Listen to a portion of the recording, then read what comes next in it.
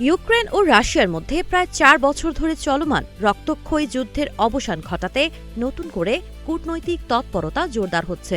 এই প্রেক্ষাপটে ইউক্রেনের প্রেসিডেন্ট ভলোদিমির জেলেনস্কি জানিয়েছেন, শান্তি চুক্তির প্রচেষ্টার অংশ হিসেবে তিনি আগামী রোববার যুক্তরাষ্ট্রের প্রেসিডেন্ট ও বর্তমান প্রভাবশালী রাজনৈতিক নেতা ডোনাল্ড ট্রাম্পের সঙ্গে বৈঠক করতে আগ্রহী।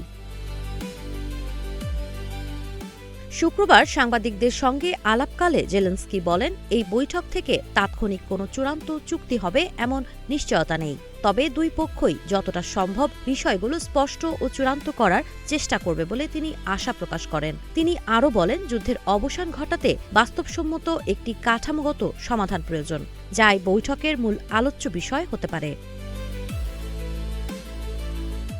এর আগে একই দিন সামাজিক যোগাযোগ মাধ্যম এক্সে দেওয়া এক পোস্টে জেলেনস্কি জানান, নতুন বছরের আগেই শান্তি প্রক্রিয়ায় উল্লেখযোগ্য অগ্রগতি হতে পারে।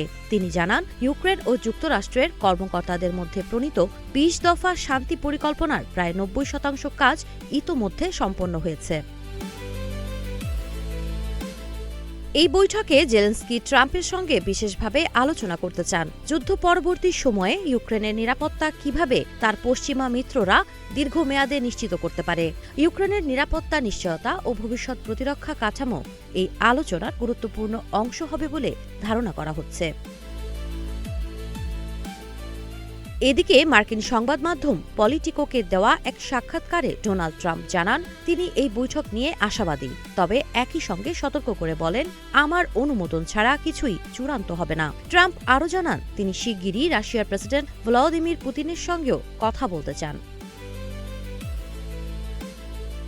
মার্কিন কর্মকর্তারা জানিয়েছেন, যুক্তরাষ্ট্র ও ইউক্রেনের আলোচকদের মধ্যে এক সপ্তাহ ধরে চলা নিবিড় কূটনৈতিক প্রচেষ্টার পর এই বৈঠককে গুরুত্বপূর্ণ বলে মনে করা হচ্ছে, যদিও বৈঠকের নির্দিষ্ট লক্ষ্য প্রকাশ করা হয়নি।